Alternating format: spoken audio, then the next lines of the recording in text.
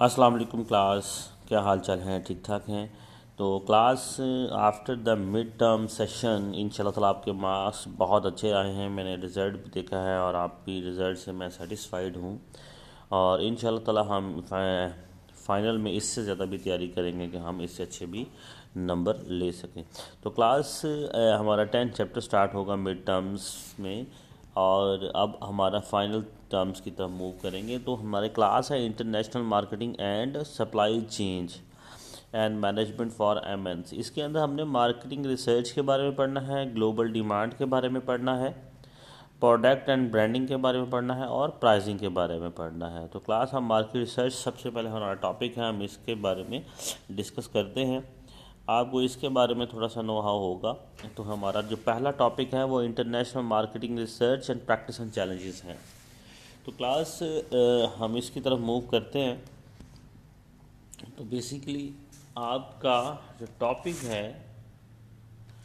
वो इस चीज़ पे बेस करता है कि देखिए, जब हमने लोकल चीज़ की मार्केटिंग करते हैं, इसी तरह हम माशाल्लाह एक इंटरनेशनल तौर पर भी मार्केटिंग करते हैं। जब मार्केटिंग आप करते हैं तो मार्केटिंग की कुछ नीड्स हैं, कुछ डिमांड्स हैं, इनको फुलफ़िल करने के लिए क्लास हमें देखना पड़ता है कि इंटरनेशनल मार्केटिंग मैनेजर्स जो हमारे होते हैं वो नीड टू कंस्टेंट हम देखते हैं कि वो कौन सी ऑपरेशंस को फुलफ़िल करते हैं और उन ऑपरेशंस को रिसर्च करते हैं, उन पे फोकस करते हैं, उनकी फोर्स करते हैं, उनको मोनीटर करते हैं और कौन कौन सी चीज़ों की उनको ज़रूरत होती है जो कि मार्केटिंग रिसर्च के लिए कॉम्प्लेक्सिटीज़ एंड कॉम्प्लेक्सिटीज़ को दूर करते हैं। तो याद रखिएगा, ये हमेशा चीज़ें मार्केटिंग की मैनेजर्स के ही ऊपर डिपेंड करती हैं। और जितना भी मार्केटिंग रिसर्च है, रिसर्च इस चीज़ की जाती है कि जब हमने कोई चीज़ प्रोडक्ट को लॉन्च करना है तो किस जगह पे लॉन्च करना है, उस प्रोडक्ट की मार्केटिंग किस तरह से करनी है, उसकी प्रोडक्ट की प्राइसिंग किस तरह से सेट करनी है, उसकी मार्केटिंग एडवर्टीज़मेंट किस तरह से करनी है, उसकी प्रमोशंस कैसे करनी है, कौन से एरियाज़ में करनी है और कौन से लोगों में करनी है, कौन से जेंडर में करनी है, कौन से जोग्राफिकल लोकेशंस में करनी है। ये चीज़ें सारी इंटरनेशनल तौर पर कौन देखता है? Marketing managers. तो क्लास इस चीज़ को मद्देनज़र रखते हुए कि इंटरनेशनल मार्केट रिसर्च क्या होती है।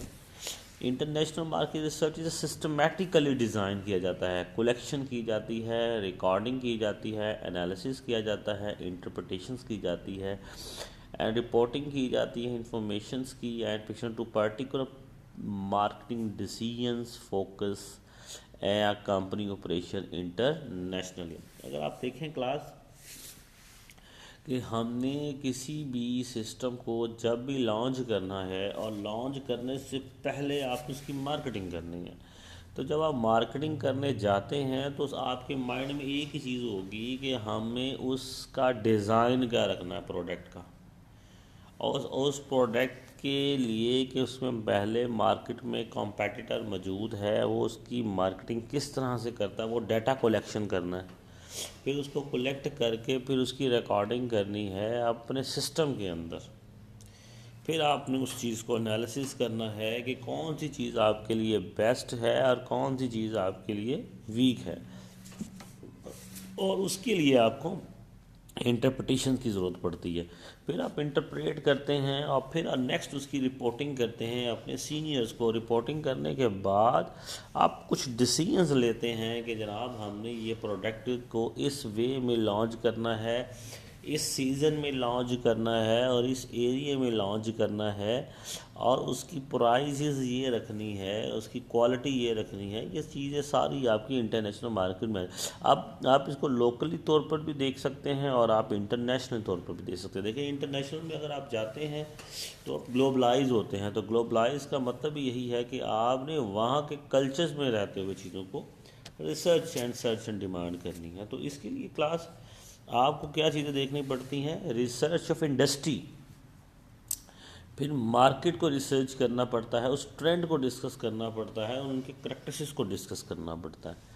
तो क्लास इन चीज़ों को मैं क्लियर करता जाऊँ आपको कि जब भी एक्विजिशन एनालिसिस का मतलब है कि आपने इकट्ठा करना है अपने एनालिसिस को, फिर उस एनालिसिस को आपने डिवर्सिफिकेशन करना है, आपने उसको बदल बदल के चेक करना है कि हमें कौन सी एरिया से रिस्पांस अच्छा आता है।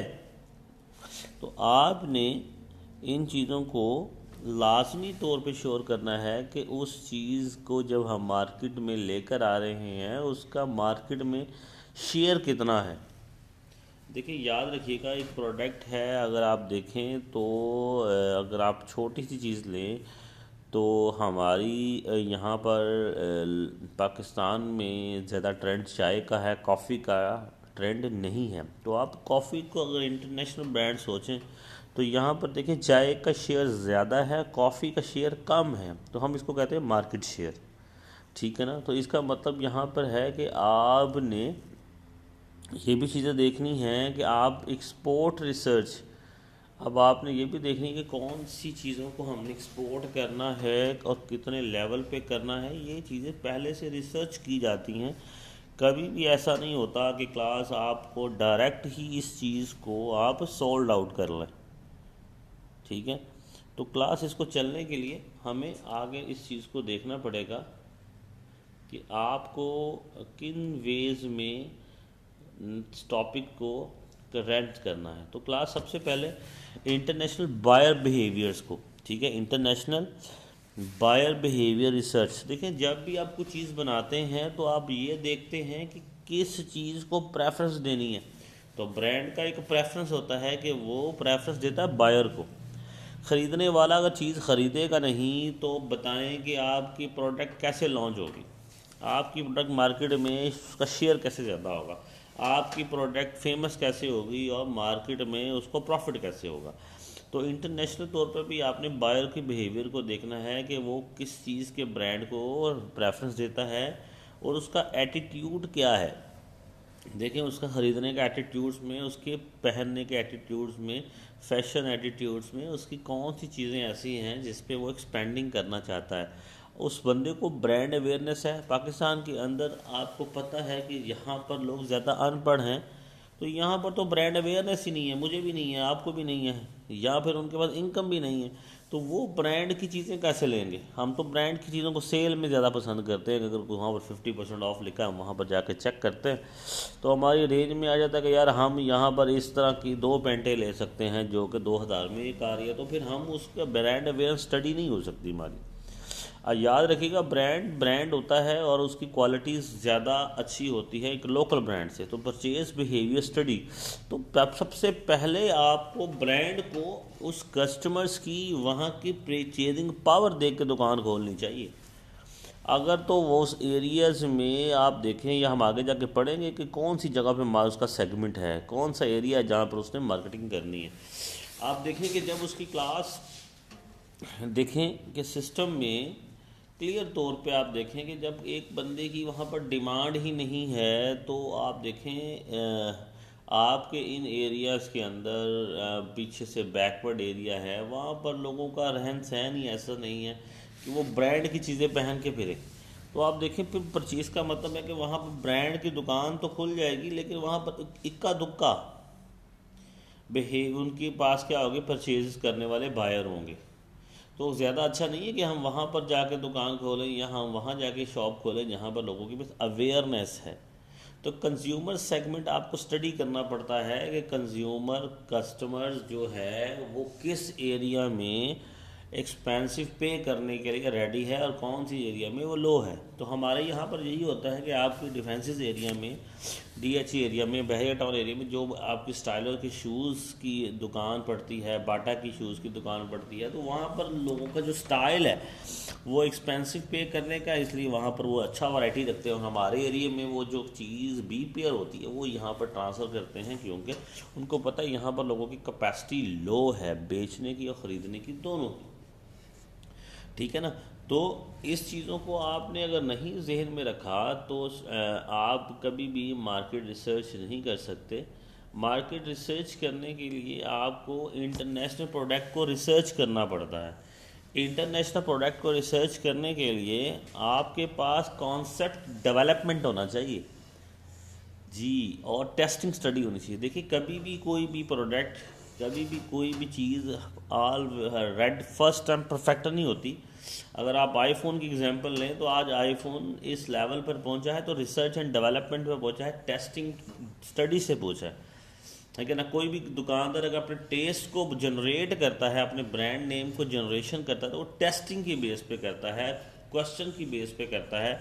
वो लोगों से पूछता है कि जनाब मोहतरम आपको हमारी चीज़ कैसी लगी है और इसमें क्या कमी पेशी है, प्लीज़ अपने कमेंट्स दें। देखिए कुछ रेस्टोरेंट में अगर आप जाएंगे तो वहाँ पर एक आपके पास डायरी पड़ी होती है, वो नोटबुक पड़ी होती है, वो आपके कमेंट्स मांगते हैं और आप कमेंट्स देकर आते हैं। कुछ लोग नेगेटिव फीलिंग के साथ लेके आते हैं, कुछ पॉजिटिव। वो जो नेगेटिव फीलिंग होती है वो उनके लिए बेस्ट होती है ताकि वो अपने आप को इम्प्रूव कर सकें, और वो इम्प्रूव करते भी होंगे इंशाल्लाह ताला, ऐसा कुछ इशू नहीं है। लेकिन क्लास याद रखिएगा, इम्प्रूव करने का मतलब यह है कि कंपेटेटिव प्रोडक्ट स्टडी करना, यानी कि अगर आप वो काम नहीं करते तो वो आपका कस्टमर एक जगह से दूसरी जगह शिफ्ट कर जाएगा। जब कस्टमर ही शिफ्ट कर गया तो पीछे ब्रांड कहाँ रहेगा? नहीं। तो ब्रांड क्या करता है, अपने कस्टमर को लॉयल बनाने के लिए वो अपनी प्रोडक्ट के कंपेटिटर के अल्टरनेटिव वो आपसे फीडबैक लेता है कि जनाब आप बताएं कि हमारा और हमारे कंपेटिटर का टेस्ट किसका बेटर है, हम उसके अंदर चेंजेस लेकर आते हैं। तो कस्टमर बड़ा इंप्रेस होता है इस चीज़ से। तो पैकेजेस डिज़ाइन स्टडी, देखिए हम पैकेजेस एक ऐसी चीज़ है कि पैकिंग के साथ, ठीक है ना, पैकेजिंग एक ऐसी चीज़ है कि जिससे हम अंदर कोई चीज़ अच्छी हो या ना हो, हम कहते हैं उसका सूट बूट पहना अच्छा लगता है तो वो अमीर है। इसी तरह से वो हम देखते हैं कि वो टचअप, अगर उसकी जो पैकिंग है वो बड़ी खूबसूरत है तो हम इमेजिन करते हैं कि इसके अंदर चीज़ भी बड़ी अच्छी होगी। इसी तरह आपकी टेस्ट ऑफ मार्केटिंग, और फिर आप उस चीज़ की मार्केटिंग में टेस्ट करने के लिए भेजते हैं और लोग उसके बारे में आपको कमेंट्स करते हैं कि पॉजिटिव है या नेगेटिव है। तो ये चीज़ें वन बाय वन है।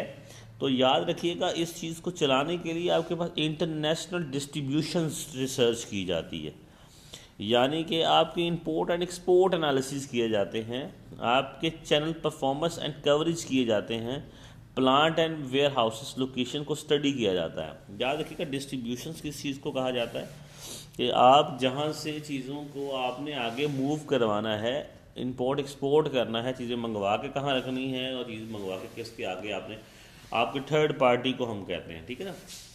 तो याद रखिएगा कि इंपोर्ट एंड एक्सपोर्ट एनालिसिस जो होते हैं वो चीज़ें आपकी परफॉर्मेंस के ऊपर बेस करते हैं। प्लांट एंड वेयर की लोकेशन की स्टडी, आप देखिए प्लांट्स क्या होते हैं, जहाँ पर चीज़ बनती है उसकी कैपेसिटी, वेयर हाउसेज जहाँ पर चीज़ रखी जाती है उसकी कैपेसिटी। तो इन चीज़ों को आपको बड़े डीपली तौर पर देखना पड़ता है, क्योंकि रिसर्च एंड डेवलपमेंट का काम देखना है और एनालिसिस करना है। अच्छा जी, इंटरनेशनल चीज़ों को प्रमोट भी किया जाता है, तो प्रमोशंस के लिए आपके पास एक बड़ी बेस्ट स्ट्रेटजी होती है जो पाकिस्तान में भी इस टाइम लॉन्च की जाती है, जिसे हम स्टडी ऑफ प्रीमियम्स कूपन्स कहते हैं। यानी कि हम उसके अंदर आप देखते हैं आए दिन एक नई बेकरी ओपन होती है और वो कहती है जनाब आप इतनी ख़रीदारी करेंगे तो हम आपको कूपन निकलेंगे, आपके कूपन्स में आपका कोई लकी कमेटी निकल सकती है, आपकी कोई बाइक निकल सकती है, जूसर मशीन निकल सकती है। हम कोशिश करते हैं कि एक बेस्ट डील दें। प्रमोशन का मतलब ये होती है कि आप कस्टमर को अट्रैक्ट करें किस चीज़ के लिए, डील्स की, एडवर्टीजमेंट की, इफेक्टिवनेस रिसर्च। हम बार बार देखें कोई ना कोई डिस्काउंट देते हैं, कोई गाड़ी की ऑफ़र करता है, कोई बाइक की ऑफ़र करता है, कोई वीज़ा टिकट की ऑफ़र करता है, कोई आपके सामने नीलाम घर शो करता है, कोई आप जीतो पाकिस्तान के अंदर आप चले जाएं तो वहाँ पर भी आप चीज़ों की प्रमोशंस ही देख रहे होते हैं। तो वो लोकल मीडिया रिसर्च, मीडिया के तौर पे भी आपके साथ लॉन्च करते हैं। तो हम स्टडी करते हैं आपकी इनकी पर्सनल सेलिंग एक्टिविटीज़ को, हम लोगों को अलग अलग घर भेजने की कोशिश करते हैं, फ़ोन कॉल्स करते हैं आपको। अगर आप हाइपर स्टार में चले जाएँ, मेट्रो स्टार्स में चले जाएँ, आप कहीं बिगर स्टोर्स में चले जाएँ, तो आप स्टोर में जब जाते हैं तो क्लास ये चीज़ें आपकी बहुत ज़्यादा प्रोमिनेंट होती हैं। तो इस चीज़ के लिए हम क्या करते हैं, आपकी इस सिस्टम को सेल फोर्स की कंपोजिशन प्रोवाइड करते हैं। कोई कोटा सिस्टम बना देते हैं तो आपके एरियाज़ के अंदर, कोई टेरिटरीज़ के अंदर, आपकी हदूद के अंदर हम सेल फोर्स करते हैं, एक स्टॉल लगा लेते हैं, ठीक है ना। कोई आपका कोटा इस्तेमाल कर लेते हैं, जनाब जी इतने % के बाद हम कोई अपने कोई इतना 70% ऑफ करवा देंगे, आपकी अप टू 90% ऑफ कर देंगे, 10% ऑफ कर देंगे, कोई ना कोई एक्टिविटी प्रमोट करते हैं, कंपनसेशन प्रोवाइड करते हैं, कंपनसेट करते हैं, सेल फोर्स करते हैं कि अगर आप हमारे से 10,000 की शॉपिंग करते हैं तो हम आपको इतना डिस्काउंट देंगे, या 10,000 के ऊपर हम आपकी लकी कमेटी देंगे, कूपन डालेंगे, उसमें से लकी सूट कोई भी कस्टमर की कोई भी गाड़ी निकल सकती है, उम्रे का टिकट निकल सकता है। तो ये सारी प्रमोशंस होती हैं जो कि आप आए दिन टीवी पे देखते रहते हैं।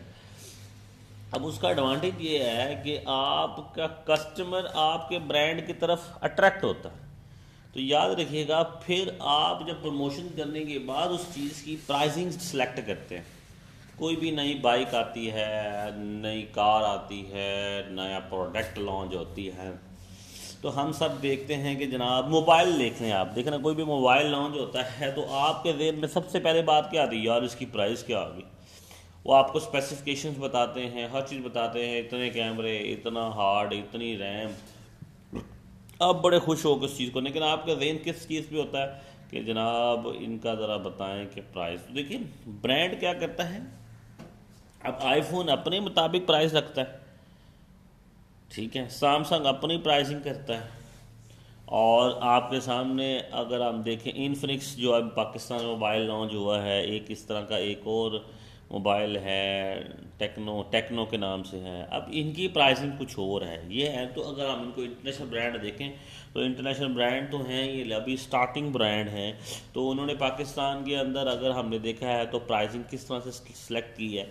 तो प्राइसिंग के लिए आप देखेंगे इंटरनेशनल प्राइसिंग रिसर्च क्या होती है, स्टडी प्रोजेक्टिंग डिमांड के ऊपर। डिमांड किस चीज़ की है, देखिए पाकिस्तान के अंदर आप देख रहे थे कि यार 30,000 से ऊपर अच्छा मोबाइल है, इससे नीचे कोई नहीं। 30,000 वाला कस्टमर नीचे परेशान है, वो सेकंड हैंड मोबाइल ख़रीद रहा है, वो चाइना को देख रहा है। तो उन्होंने इस चीज़ को देखते हुए अपने प्राइस को 20 और 30 के दरमियान में लें किया ज़्यादातर। तो वो स्टडी की है उन्होंने, प्रोजेक्ट डिमांड की। फिर उन्होंने करेंसी को देखा, पाकिस्तान की करेंसीज को देखा, काउंटर ट्रेड स्टडी की, यहाँ पर कैसे हम किस तरह पाकिस्तान के अंदर आएंगे या पाकिस्तान से बाहर जाएंगे।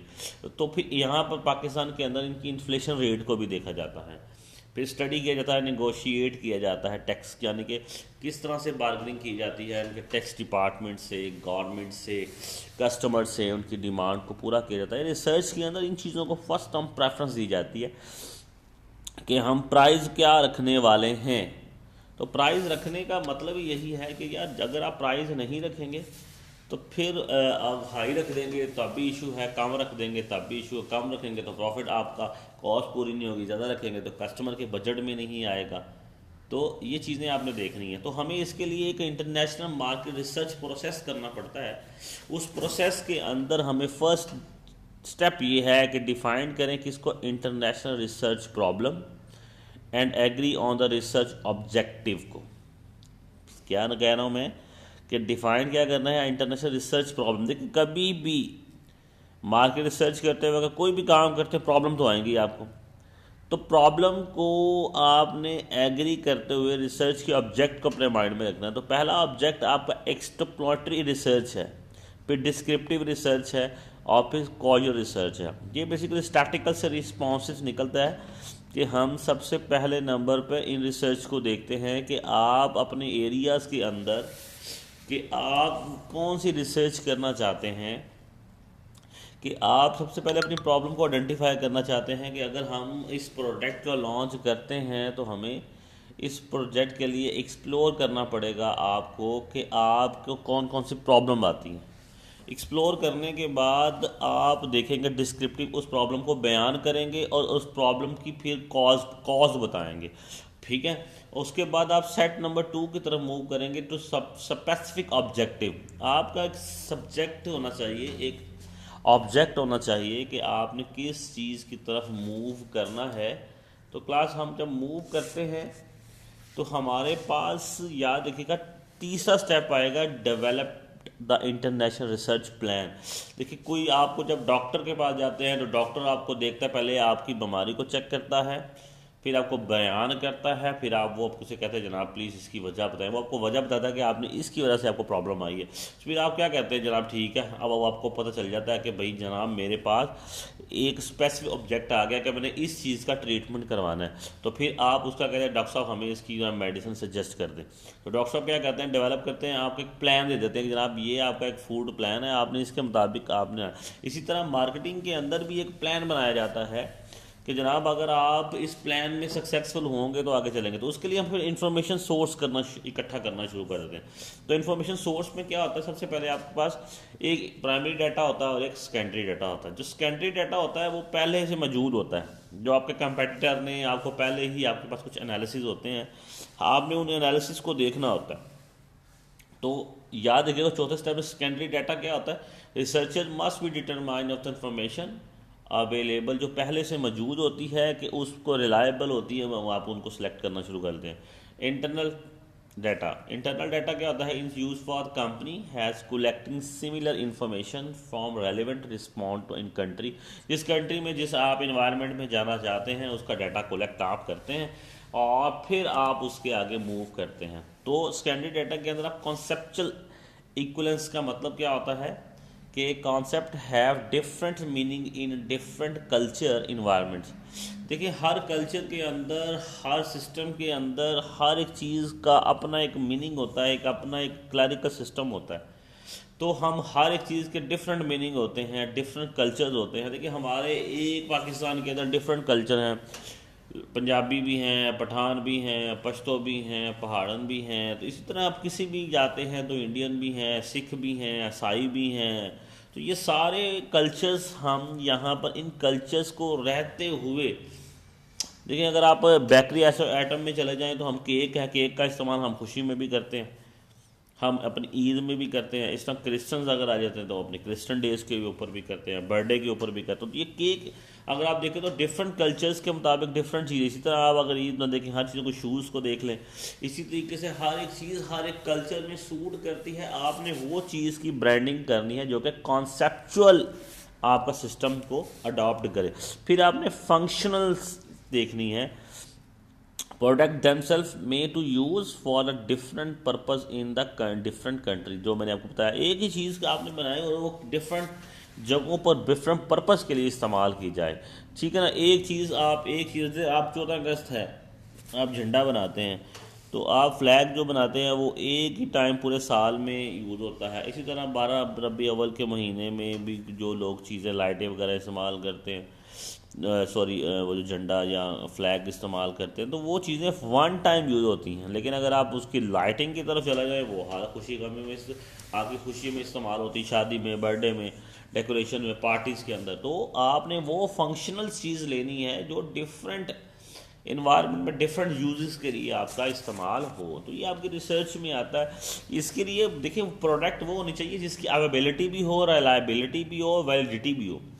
ठीक है ना, ऐसा चीज़ आपने मार्केट में रिक्वेस्ट आप सिस्टम बनाना है कि जो आपने जब रिसर्च करनी है तो रिसर्च करने के लिए आपके पास सबसे पहले क्या होना चाहिए। देखिए आपने लोगों से जब डाटा पूछने जाना है कि जनाब हम ये चीज़ बनाने जा रहे हैं, आपको ये पसंद है या नहीं, उसके लिए आपको क्वेश्चनेयर बनाना पड़ेगा। क्वेश्चनेयर रिसर्च के लिए क्वेश्चनेयर होता है, जब आप किसी भी आप देखते हैं टीवी एंकर को देखते हैं, वो किसी भी गेस्ट को बुलाता है तो उसके पास क्वेश्चन होते हैं कि जनाब आपसे पूछा जाता है। क्वेश्चन से ही तो वो सारा अपना बायोडाटा बताता है कि वो क्या है। तो वो क्वेश्चन को हमने क्या करना है, पब्लिश स्टैटिकली। वो ऐसी चीज़ होनी चाहिए जो कि रिलायबल हो, अनरिलायबल ना हो। तो सोर्स ऑफ रिलायबल में आप कोई वर्ल्ड बैंक ले लें, यूनाइटेड नेशंस ले लें, ऑर्गेनाइजेशंस ले लें, या कोई भी एम्पोरियम मॉल ले लें। तो ये यहाँ से आप किसी भी डाटा को उठा लें, ठीक है ना, कस्टमर के डाटे को उठा लें। अगर आप हाइपर स्टार में चले जाते हैं तो वहाँ पर लोगों के बाइंग बिहेवियर का पता चल जाएगा कि कौन, अगर वो वहाँ पर एक सेल फोन रख लें, वहाँ पर आप देखें किसी भी ब्रांड में जाते ना तो आपका एड्रेस लाजमी नोट करता है, तो आपका सेल फोन लाजमी लेता है, ताकि वो बाद में आपको ब्रांडिंग करने के लिए आपके मैसेजेस छोड़ता है। कुछ लोग आपको पूछ लेते हैं आप कौन से एरिया से आए हैं, तो वो क्या होता है कि वो सारा डाटा आपके पास पहले से मौजूद हो जाता है, आप कस्टमर को रिकॉल करते रहते हैं। तो ये चीज़ें हमारे पास सेकेंडरी डाटा से है। लेकिन अगर आप जो प्राइमरी डाटा होता है वो डाटा आपका कौन सा डाटा है?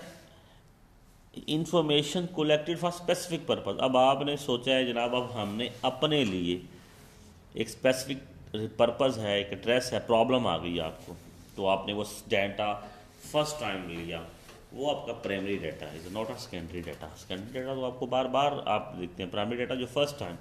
The cost of collecting primary data in foreign market are likely to much higher given to lack of an appropriate market research infrastructure। देखें, आपने मार्केट के अंदर अपनी प्रोडक्ट लॉन्च करनी है तो आप उसके बारे में कोई डाटा कलेक्ट करना चाहते हैं, तो फर्स्ट डाटा आपका प्राइमरी डाटा कहलाएगा। तो प्राइमरी डाटा दो तरह का होता है, एक क्वालिटेटिव डाटा होता है, अब क्वालिटेटिव डाटा क्या होता है? तो qualitative data has been particularly useful of the first step to studying the international marketing and phenomena focus group। देखिए, जिसका आपने डाटा करना है सबसे पहले उस पर आपको उस ग्रुप के ऊपर फोकस करना पड़ेगा, और फिर आपको उससे ऑब्जर्वेशन मिलेगी कि जनाब मोहतरम हमने ये काम करना है। फिर उसकी कंस्ट्रेन आएंगी, रुकावटें आएंगी। वो क्या है? Responsive can be affected by the culture, individual may be act to different app they know they are the being observed. देखिए ना, हम वो चीज़ों को देखते हैं, इंडिविजुअल देखते हैं, ग्रुप में देखते हैं कि जनाब क्या क्या क्वेश्चंस आ रहा है, क्या प्रॉब्लम आ रही है, क्या चीज़ें हैं जो हमें पसंद हैं, कौन चीज़ हमें पसंद नहीं है। वो आपने डाटा रिस्पॉन्ड करना है, ठीक है ना। तो वो प्राइमरी डाटा अप्रोच किस तरह का था? फिर आपके पास क्वालिटेटिव है, और फिर उसके बाद आप क्वांटिटेटिव की तरफ मूव करते हैं। अब क्वांटिटेटिव क्या है? Are move structure involving to either descriptive research, बयान करते हैं, क्वांटिटी सच एज सर्वे करते हैं, वजूहात बताते हैं, प्रॉब्लम बताते हैं, एक्सपेरिमेंट बताते हैं, कंटेंट एनालिसिस करते हैं, सर्वे एनालिसिस करते हैं, एक्सपेरिमेंटल रिसर्च करते हैं। तो फिर वो फैक्ट्री रिस्पॉन्ड करते हैं, फिर इंफ्रास्ट्रक्चर फैक्टर्स पर रिस्पॉन्ड करते हैं कि जनाब कौन सा प्रॉब्लम है, क्या वजूहात हैं, किस तरह से आपने चलना है। ये चीज़ें सिस्टम के अंदर आती हैं, ठीक है ना। तो 5वें नंबर पे आपके पास है डिज़ाइन डाटा कलेक्शन इंस्ट्रूमेंट, यानी कि आपके पास एक ऐसा इंस्ट्रूमेंट है emic measure phenomena specific to each culture. हर कल्चर के मुताबिक आपने आप कल्चर देखना है, जहाँ पर प्रोडक्ट लेकर आने उसका कल्चर क्या है। देखिए, पाकिस्तान का कल्चर अगर आप देखें तो आज से पहले जीन्स पैंट नहीं थी, तो अब आप इंटरनेशनली ब्रांड आने की वजह से या इंटरनेशनल टीवी देखने की वजह से, फॉरेन कल्चर को अडॉप्ट करने की वजह से आप जहाँ पर आपका जीन्स का कल्चर है, शॉर्ट का कल्चर है, ठीक है ना, तो हील का कल्चर है, लॉन्ग शूज़ का कल्चर है, बाल खोलने का कल्चर है। लेकिन इससे पहले आप देखें तो हमारा कल्चर में अब आया था, अब आया कहीं कहीं पर है। तो यहाँ पर ethics instrument measure by same phenomena to different culture. तो ये सारी चीज़ें आपको देखनी पड़ती हैं, ठीक है ना, सिस्टम में रहते हुए। तो आप फिर क्या करते हैं? डाटा कलेक्शन करते हैं, डिसाइड करते हैं कि हमने सैम्पल प्लान कहाँ से लेना है, सैम्पल यूनिट लेना क्या है, साइज़ कितना है, प्रोसीजर्स क्या है, ठीक है ना। तो आपने कौन डिसाइड करना होता है कि हम कौन से एरियाज़ के लोगों को 3-4 लोगों को इकट्ठा किया, जनाब बताएं आपकी प्राइस क्या है, आपकी इनकम क्या है, आपकी परचेजिंग पावर क्या है, आप किस चीज़ कौन सा शूज़ पहनते हैं, कौन से कपड़े पहनते हैं।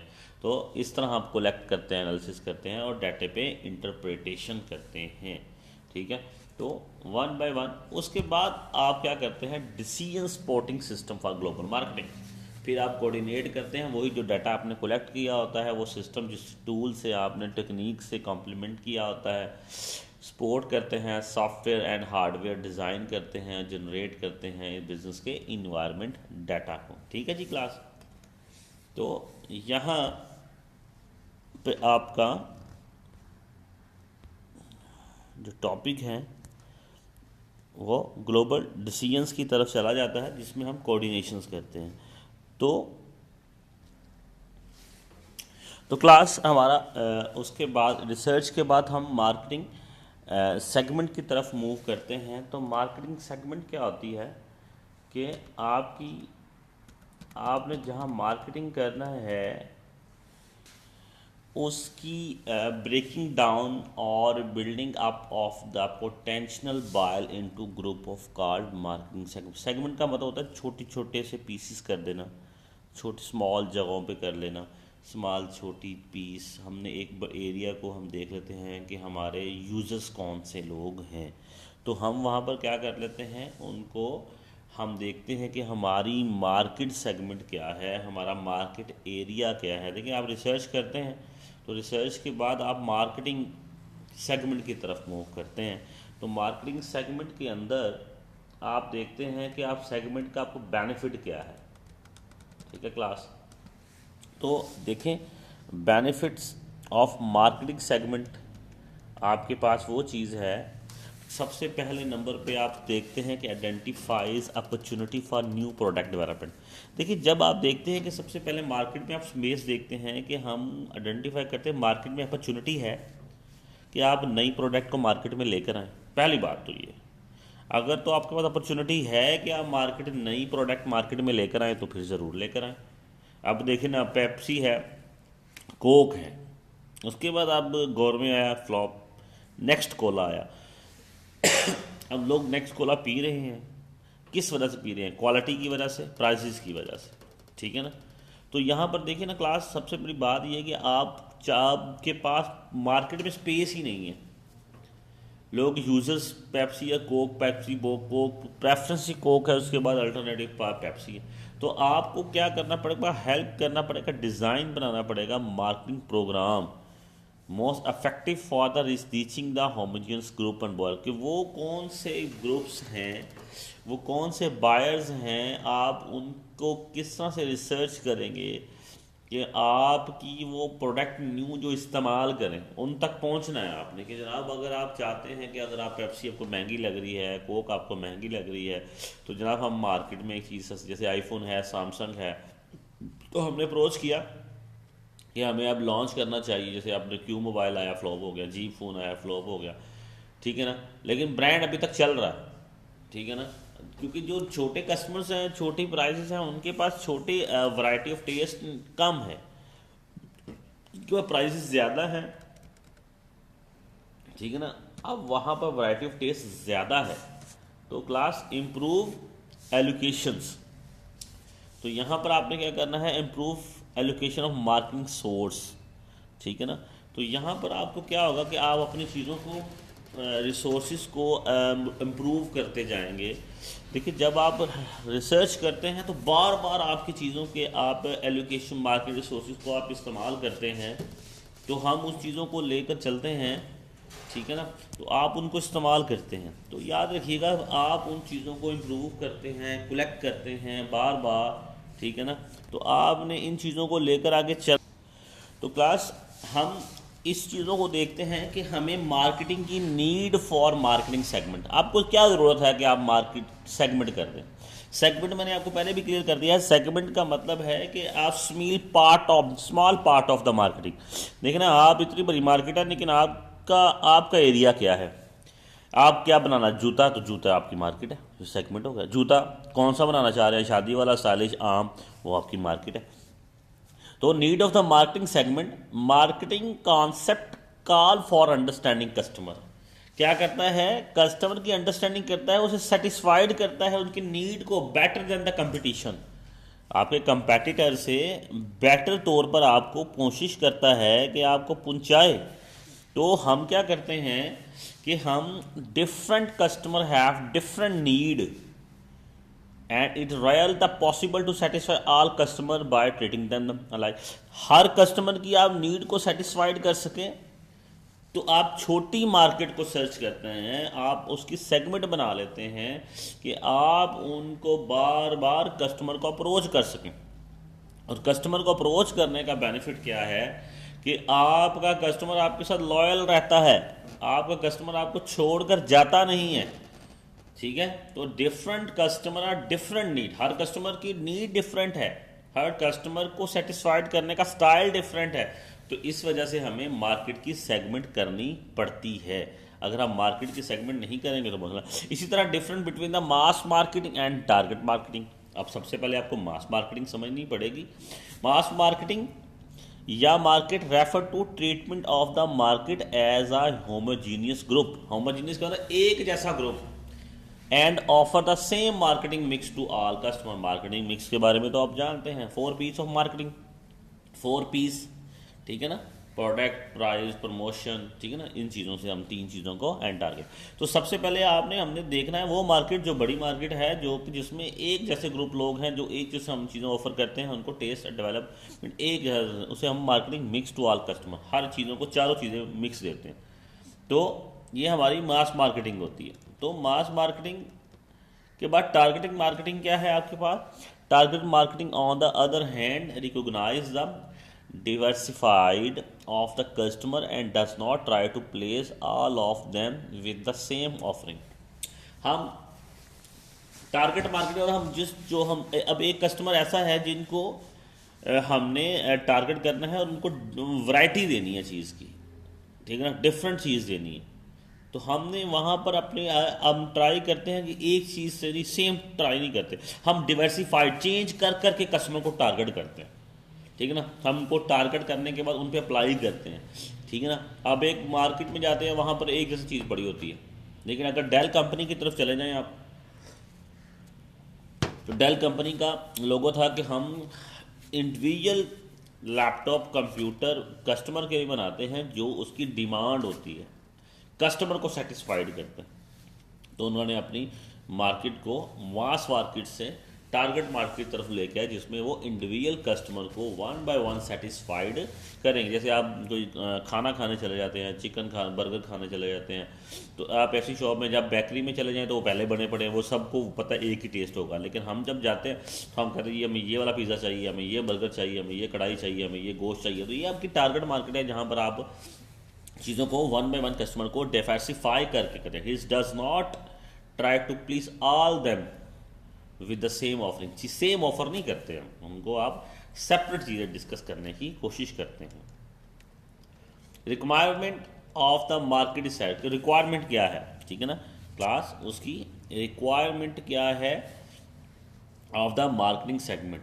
आइडेंटिफाइंग करना, identifiable and differentiating attribute of segment must be measured so that can be identified।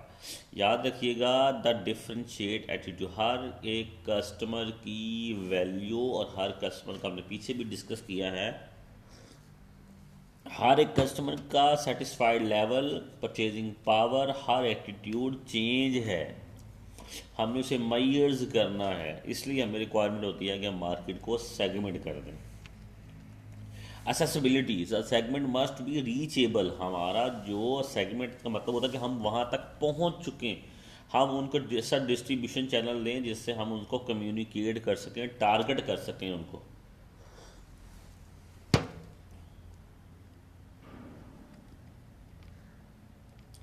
तो याद रखिएगा कि सबसे पहले यूनिक नीड आती है, to satisfy justify separate offering. देखिए यूनिक नीड का मतलब हम उन्हें कोशिश करते हैं कि आपको एक अलग चीज़ देने की, ठीक है ना। Segment must be respond different marketing mix, हम उनको एस प्राइस से पकड़ लेते हैं, प्रोडक्ट की स्टाइलिंग से पकड़ लेते हैं, प्रमोशन से पकड़ लेते हैं, ठीक है ना। तो हम उनको डिफरेंट ऑफर देकर हम उन्हें यूनिक नीड उनकी सस्टेन करते हैं और फिर उनको अपने साथ large justified resource required to target them, फिर उनको टारगेट करते हैं, फिर उनको हम सस्टेन करते हैं, अपने साथ मिला लेते हैं उनको और अपना पार्टनर बना लेते हैं। रिक्वायरमेंट ऑफ मार्केट सेगमेंट में durable, the segment should be relative and stable to the minimize the cost of frequent channel changes. देखिए याद रखिएगा क्लास कि आपकी जो सेगमेंट है वो should be relative stable to the minimize, cost को कम से कम करना। सेगमेंट का मतलब है कि आप उन लोगों को भी आप कॉल्स करें, जैसे सिंपल सी बात ले लें, जब हम एडवर्टीज़मेंट करते हैं तो अगर हम बाहर बैनर लगाते हैं तो हमें पता, वो आपके पास हमें नहीं समझ आती कि किसको कौन लोग ख़रीदना चाहते हैं। लेकिन अगर आप देखें ब्रांड क्या करता है, जब आप ख़रीदने जाते हैं तो उनको पता चलता है ये मेरा कस्टमर है, आपका फ़ोन नंबर ले लेता है, तो वो आपको वहीं पर टारगेट करता है बार बार बार बार, तो वहाँ पर आपकी कॉस्ट मिनिमाइज हो जाती है। इस तरह अगर आप सबसे बड़ा, पहले तो ये चीज़ नहीं था, लेकिन अब लाहौर बोर्ड में ऐसा है कि वहाँ से फ़ोन नंबर निकल आते हैं, पंजाबी में से नंबर निकल आते हैं जो बच्चों ने आगे नेक्स्ट क्लास में मूव करना होता है। तो देखिए, आपने बजाय के गली गली बैनर लगाए, हम क्या करते हैं, हम उनको ही कॉल करके उनको ही इनवाइट कर लेते हैं या उनको टेक्स्ट कर लेते हैं और बड़ा फ़ायदा हो जाता है हमें, ठीक है ना। फेसबुक के थ्रू हम क्या कर लेते हैं कि उस एरिए को टारगेट कर लेते हैं जिस एरिया में हम एडवर्टीजमेंट करना चाहते हैं, जिसमें हमने नई दुकान खोली होती है, तो हम सारी दुनिया को भेजने के बजाय उस एरिए को उस सेगमेंट में करते हैं जिसमें हमें ज़रूरत होती है, ठीक है। तो बेसिस ऑफ सेगमेंट, अब हमारा टॉपिक इसके साथ आएगा कि आपके पास बेस सेगमेंट क्या है,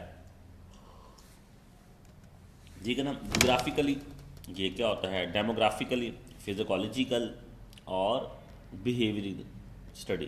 तो सबसे पहले हम डिस्कस करते हैं जोग्राफिकल स्टडी का सेगमेंट। हमने जोग्राफिकल का मतलब होता है हम सेगमेंट बनाते हैं, ट्राई टू डिवाइड कर देते हैं region wise, size of area wise, product की डेस्टिनेशन वाइज एंड मौसम का क्लाइमेट उसके मुताबिक, ठीक है। हम उनको क्या कर लेते हैं, सेपरेट कर लेते हैं, ठीक है ना। अब इसको आप देखें कि रीजन्स मतलब by the continent, country, states, हम उस कंट्रीज़ में रहने वाले लोगों को, आपके इर्द गिर्द में रहने वाले लोगों को हम सेपरेट कर लेते हैं, बड़ा इजी हो जाता है। क्रिश्चियंस, सिख, ईसाई, मुसलमान, हिंदू, अब बाहर दुनिया में ये सारे कल्चर्स वहाँ पर मौजूद होते हैं।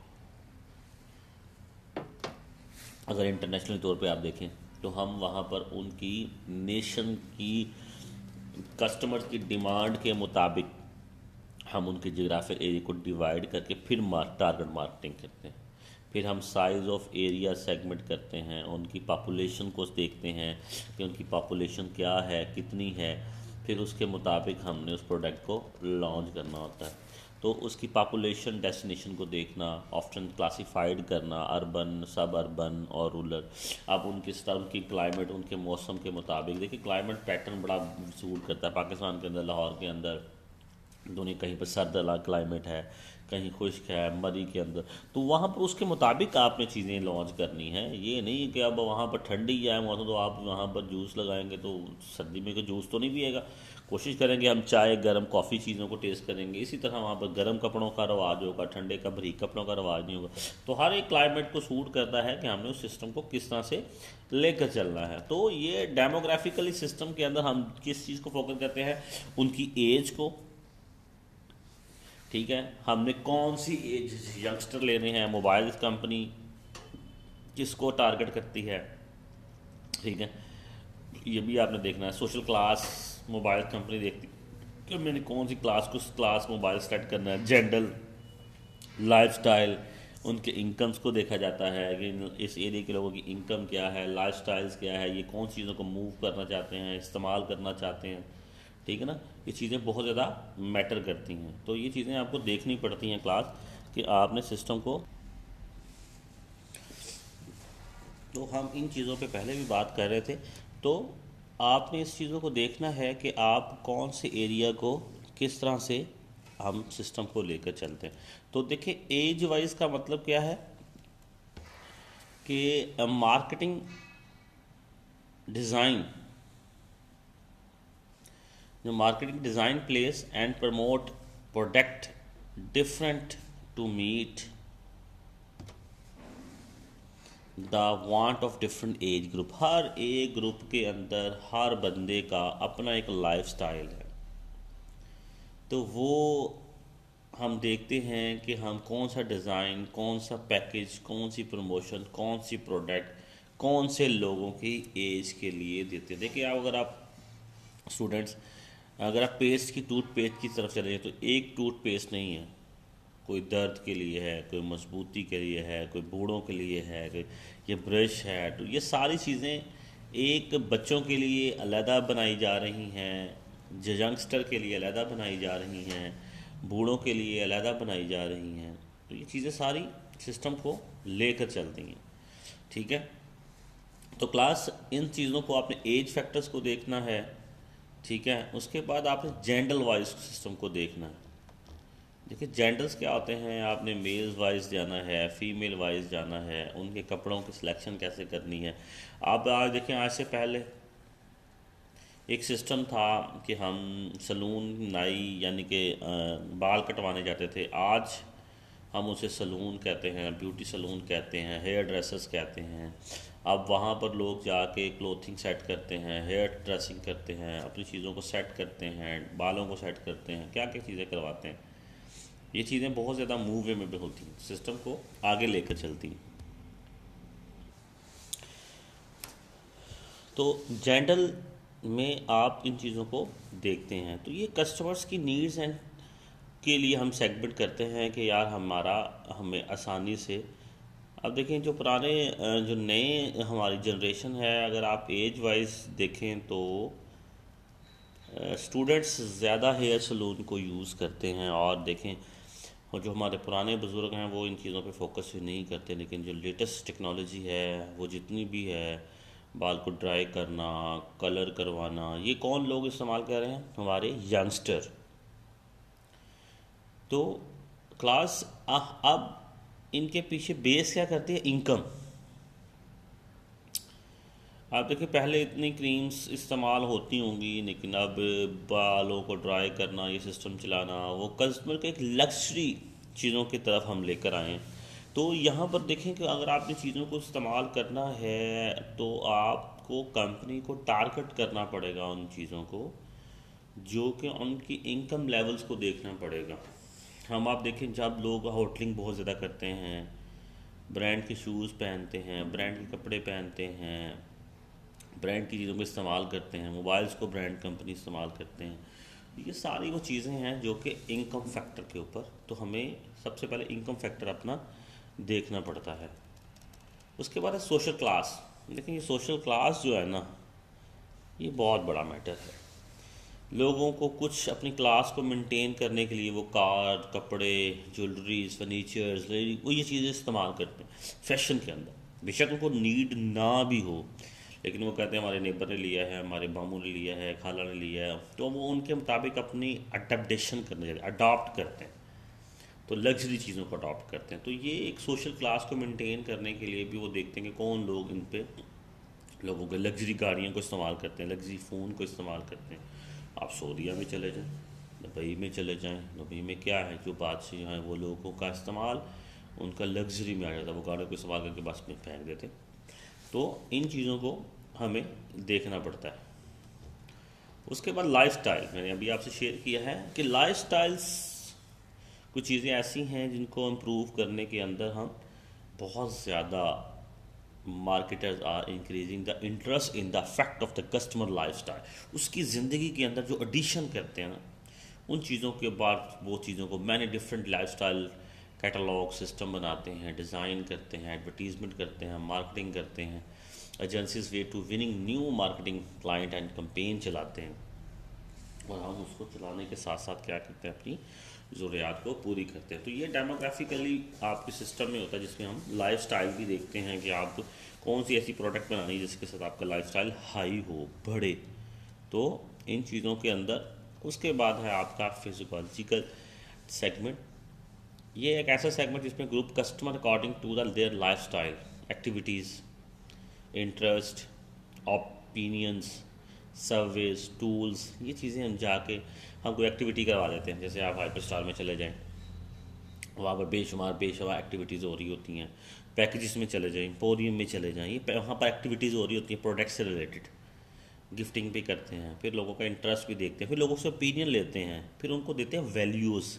कस्टमर को लगता है यार हमारी ये पूछने हैं कि यार ये कस्टमर का डिमांड क्या है, आपका फैशन क्या है, आपका इंटरेस्ट क्या है, तो वो उनको वैल्यूज़ देते हैं। तो इसके अंदर हमने उनकी वैल्यूज़ को इंटरेस्ट बिहेवियर करवाना है, तो वो उनकी वैल्यूज़ को करवाने के साथ उनके बिहेवियर को हम बहुत ज़्यादा ऑप्शन करते हैं।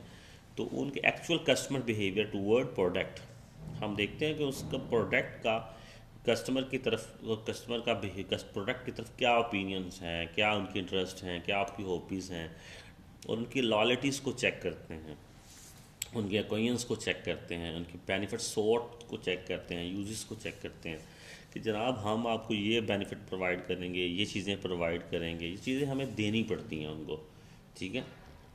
उनके behaviour segment, opinion, interest, hobbies को देखना पड़ता है। The covers N huge area and including the customer, political opinion, view on the environment, sporting and reactionals and activities, and art and culture issues। हम हर कोई चीज़ों पे कल्चर्स देखें ना। उसके बाद है आपके पास डिग्री ऑफ लॉयल्टी। लॉयल्टीज देखें, कस्टमर बार बार आपकी चीज़ को ही ख़रीदे, ये लॉयल्टी है।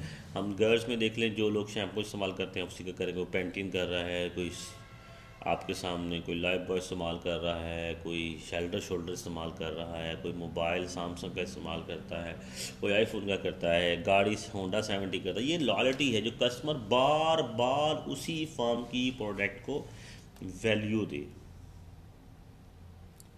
ठीक है ना। तो उसके बाद आपके पास ओकेजन्स आ जाते हैं। This segment on the basic of when the product is purchase for the consumed, ठीक है ना। एक चीज़ बार बार आप ख़रीदें फिर उसी को इस्तेमाल करें, वो उनकी हैबिट्स में आ जाते हैं, ओकेजन्स में आ जाता है।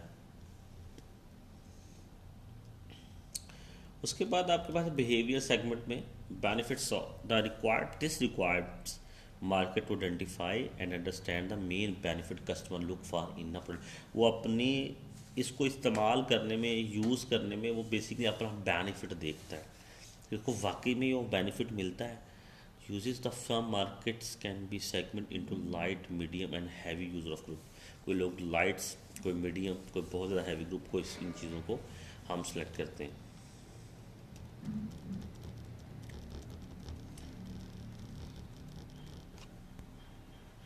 जी क्लास, अब हम नेक्स्ट टॉपिक की तरफ मूव करने जा रहे हैं। ये हमारा टॉपिक सेगमेंट वाला भी आउट हो गया।